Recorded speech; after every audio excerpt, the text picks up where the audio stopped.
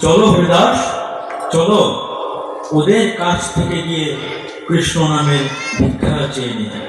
না না না, এই ভুল আপনি করতে যাবেন না।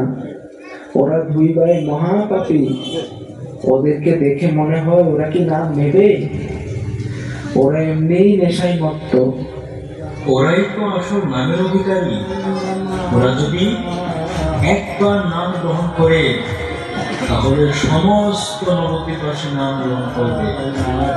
আর শোনো হরিদাস, এই নাম পাপীর থেকে মহাপাপী সবাই নিতে পারবে। চলো হরিদাস, চলো, এসো আমার সাথে।